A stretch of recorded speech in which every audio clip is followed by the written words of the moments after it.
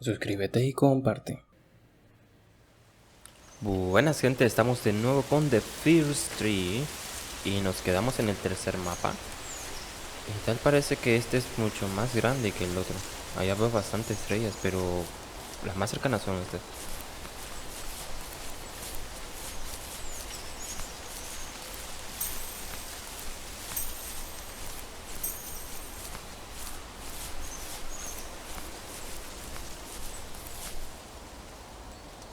Pues a ver qué nos cuenta nuestro viejo amigo a través de este zorro que anda en busca de sus hijos. Este mapa es mucho más grande, por lo que veo. Pero no por eso significa que haya más historia, ¿o sí? Allá veo a lo lejos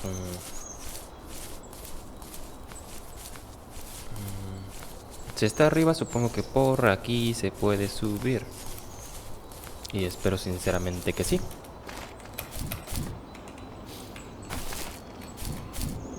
Así se puede, sí se puede. Vamos para allá. Primero vamos por esta. Y después vamos a ver qué encontramos por acá. Y empezó la musiquita y casi me caigo. Y me caí. Joder. Ya se había tardado.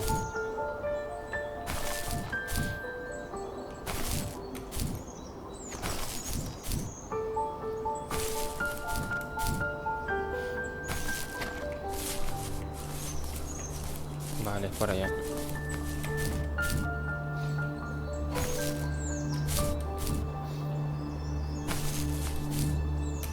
No, no. Uy, pensé que no la pasaba.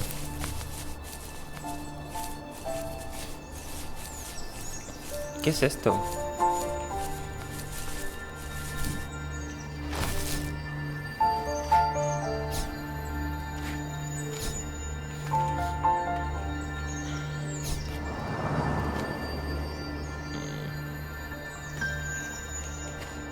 ¿Pero qué es?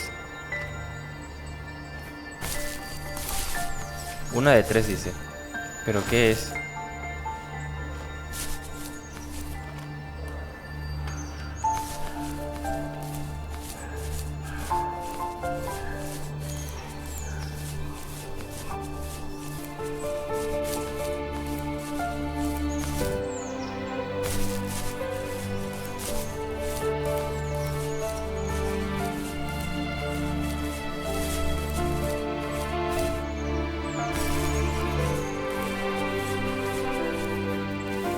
On our property, there were old abandoned pieces of a shed and car long left unused. I used to ask him all the time who those people were that left all this junk, and I'm sure he got so tired of hearing it that he made up some elaborate stories how a brown bear ate them and haunted the woods afterwards. What's funny is I think it made those people seem more real, growing up thinking they were still hanging out like they couldn't say goodbye. I used to tell my friends how I could swear I saw spirits move near the water, and that always freaked them out.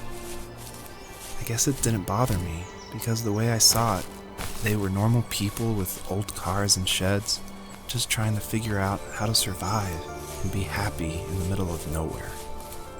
It was a cool thought that they didn't want to leave, but you know, I was a weird kid. Well, you had good company since those ghosts like living in a place where they were brutally devoured.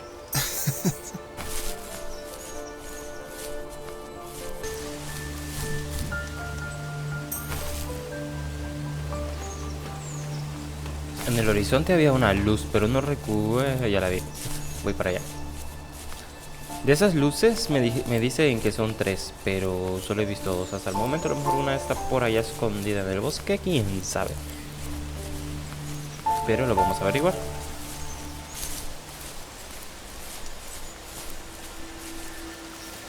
Even at my most distant, at the times when I detested him the most, he kept reaching out.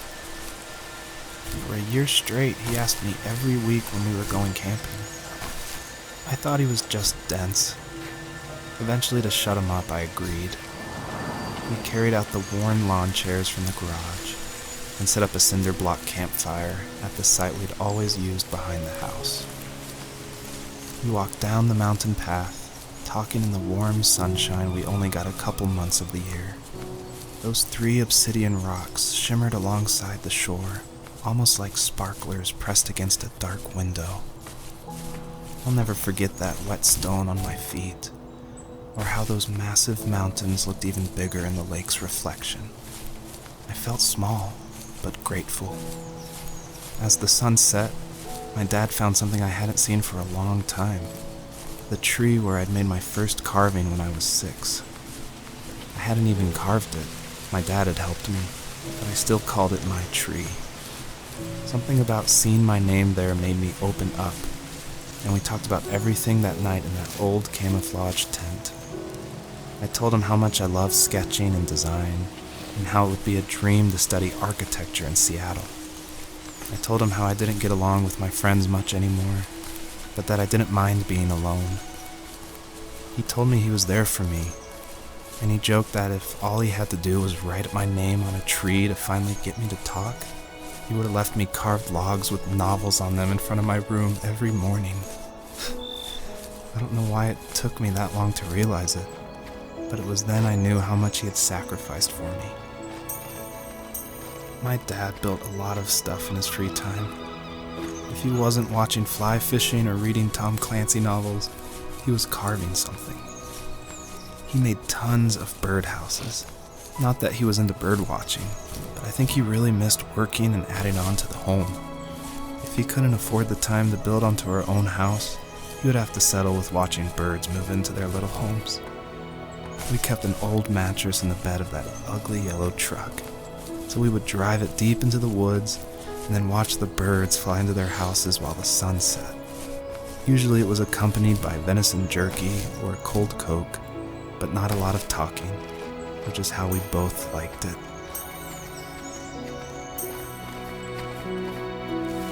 We were happiest underneath the evergreens. We decided it was time to finally map out the hundreds of acres we lived on just to pass the time during the summer. He was only free in the evenings, so I would spend the day wasting time on dial-up internet and sketching, and then we would rush into the woods, pen and map in hand, before evening fell. Sometimes the aurora borealis would cast a cold green glow on the mountainside, and we would finish our route underneath a twilight sky. Sometimes I was lonely during those summer days, but there was comfort in the routine. A lot of teenagers aren't looking for the daily grind, though. There's nothing wrong with wanting to get out, to leave your childhood home. You wanted to progress, to make something of yourself. Yeah, you're right. That house. I'm sure it's the same as how I left it. But then why does it feel so different? I doubt you're the only adult to have looked back and asked that question.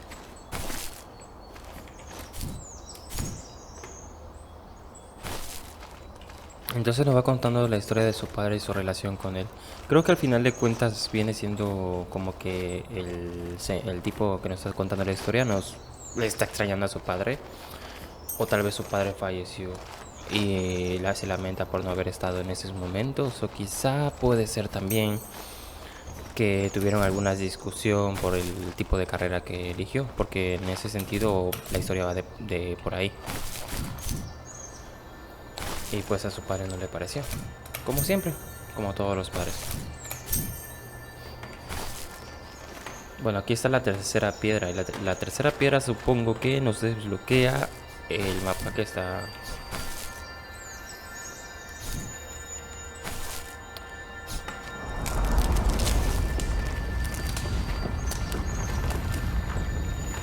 Escucho ruidos de que algo se está quitando. Supongo que la tercera piedra nos desbloquea el camino que estaba con espinas. Como dije en el anterior video, cada mapa tiene su razón de ser y porque cada uno tiene una manera distinta de desbloquearlo, porque cada aspecto es un obstáculo que debemos de cruzar.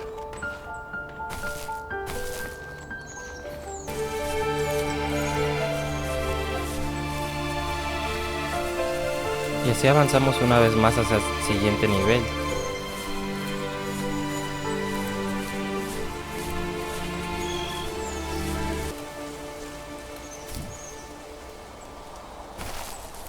Al final el juego se trata de explorar. Se trata de... The perpetrator stood nearby, unfazed, like nothing was wrong.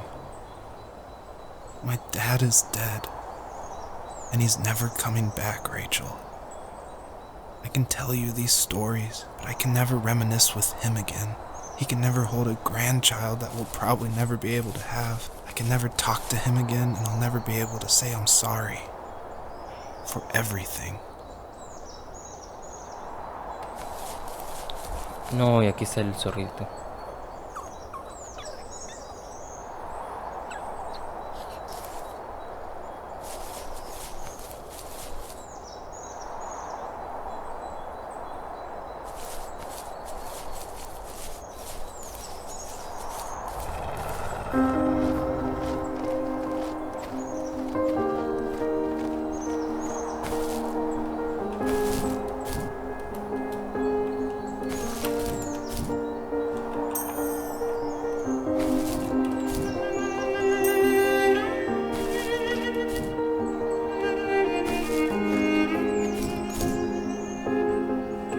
Me pasé.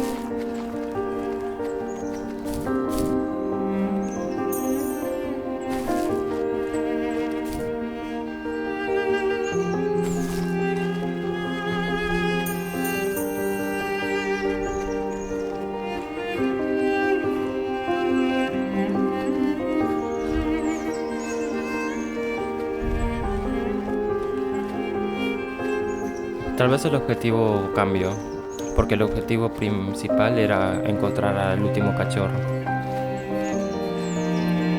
Pero siempre las cosas van cambiando y nuestras metas van cambiando. El juego se trata de eso.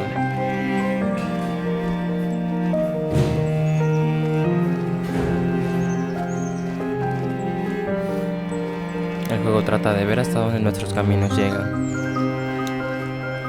y cómo vamos evolucionando, cómo vamos cambiando de pensamiento, cómo vamos superando todos esos obstáculos que nos van poniendo.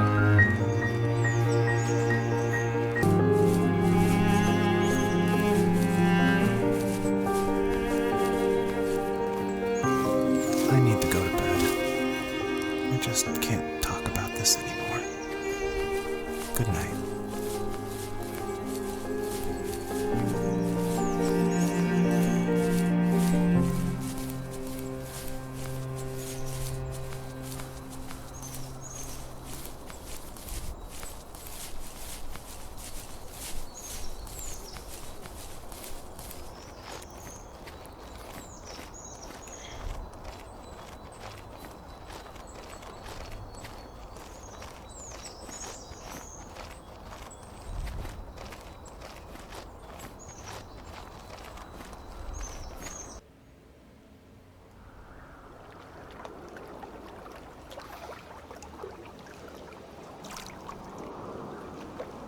Al final, quizá no es el tipo de juego que acostumbre a jugar, pero el significado... You can't go to sleep feeling like this. I'm sorry for everything, and I know you need space, but I'm here for you. You don't need to feel so lost. Joseph, have I ever told you what my mother was like?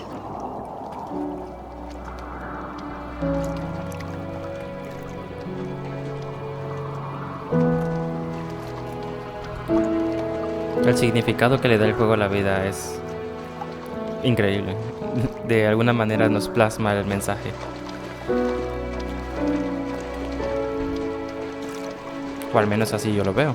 Es guay cómo toma las cosas. Y cómo nos va guiando. Cómo pone esas pequeñas referencias. Fue a través de la vida de Joseph y de su padre, de la relación con él. Pero al final... aquí estamos. You know what it's like not to have a mom at home. And you know how hard that made my childhood. What helped me was watching the birds in the morning before the school bus came. I thought that my mother was one of those birds. And it made me want to be free like her. My mom taught me how to fold origami cranes while she was in the hospital. So I told myself I would fold one every day until I could fly myself.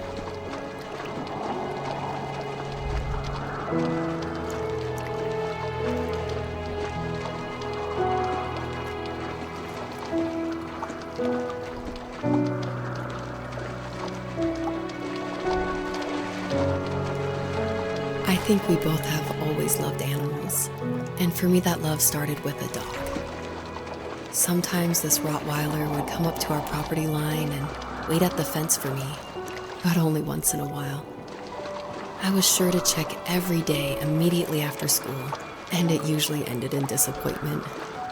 I would even steal money from my passed-out dad just so I could buy these off-brand dog biscuits. Even when she did stop by, she never went beyond the fence. Why was she so scared?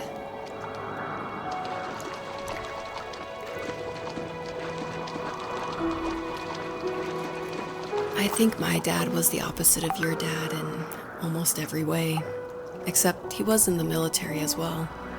He coped with alcohol of every kind. The trailer started falling apart, he got angry, and I withdrew. More and more I became the weird, quiet kid who made lots of origami birds and carried dog biscuits around. I think we were pretty similar when it came to being the weird kids. And that same sincerity in college was one of the reasons I was so drawn to you.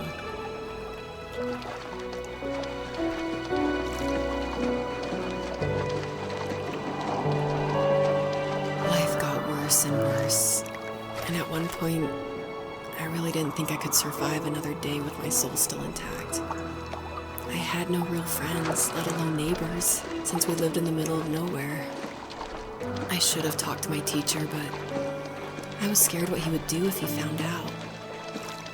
As I waited for the school bus one morning, I walked around until I found something in an abandoned shed.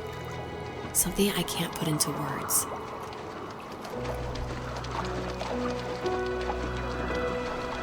I summoned courage I didn't know I had, and I broke into my dad's room and found the key to the shed where he had locked my bike. I'll never forget that feeling of the wind rushing by my ears as the sun rose over fields of wheat. I was flying for the first time. I biked as far as my legs could take me until I found a house that felt friendly and that felt like home. Those strangers helped me in so many ways. And if it wasn't for them, I wouldn't have found my foster family. And if it wasn't for my parents, I wouldn't have met you.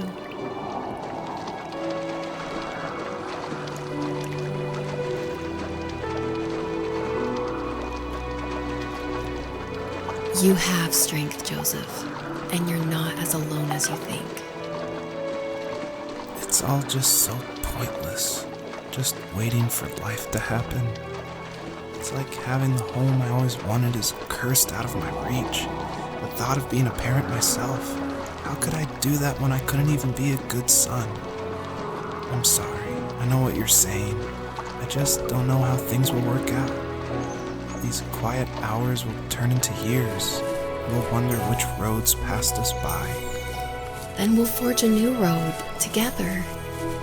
Besides, I discovered for myself that one fateful morning where any hopeful road leads to. There may be thorns in this, but it always leads to the same thing. And what's that? Family. I'm so glad that you're part of my family, Rachel. And I'm glad you're part of mine.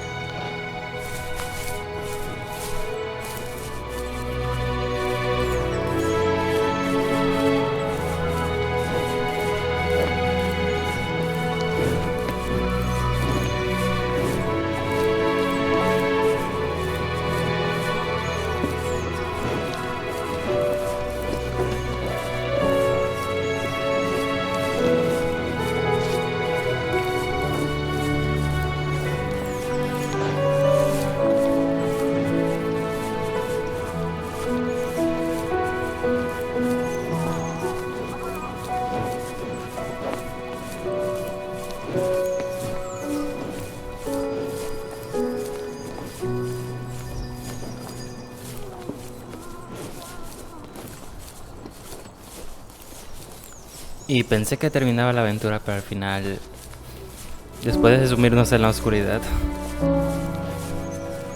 siempre hay una luz que nos saca de ella. Y pues aquí estamos continuando con el juego, continuando con la vida de Joseph.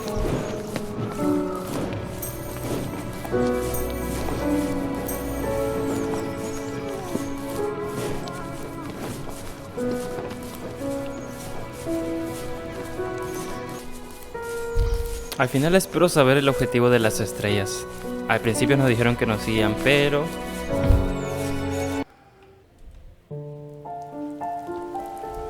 vuelve a estar lluvioso. Veo una casa al fondo. Fox knew her last cub would be waiting for her at the first tree. She was almost there. The rain cascaded onto the jade valley where the entrance to the tree was. Life was protected there, because that's where life began. It was now only a mother and a daughter left. Items from my life still dotted the ground as she moved closer to her destination and destiny. Y lo vamos a dejar aquí por este capítulo. Yo sinceramente el juego me parece bonito. No tanto por el tipo de jugabilidad, sino por el mensaje que te da. Y sinceramente espero seguir jugando. El próximo capítulo pues dice que es el final. Espero que así sea, aunque la vida continúa. Chao, chao.